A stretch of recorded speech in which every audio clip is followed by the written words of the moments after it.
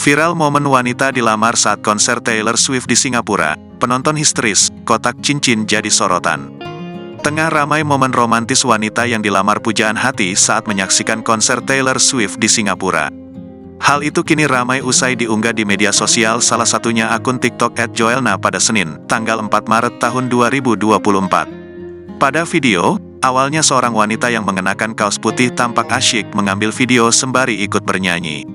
Saat itu diketahui jika Taylor Swift tengah menyanyikan lagu berjudul Love Story. Ternyata saat lagu yang dinyanyikan mendekati bagian ref, tampak seorang pria yang juga mengenakan kaos putih menepuk lengan si wanita.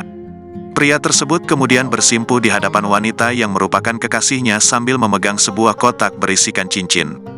Tidak menyangka akan dilamar pada saat menonton konser Taylor Swift, wanita dengan kaos putih tersebut tampak kaget. Seketika penonton lain yang berada di tribun turut bersorak dan ikut mengabadikan momen romantis tersebut. Tampaknya lamaran pria tersebut mendapatkan lampu hijau dari kekasihnya. Wanita pada video tampak menangis sambil mengangguk memberikan jawaban "ya" saat dilamar sang kekasih. Namun sejumlah warganet justru salah fokus dengan kotak cincin yang dibawa pria tersebut yang ternyata terbalik. Video yang sudah ditonton 16 juta lebih ini pun mendapatkan beragam komentar dari warganet.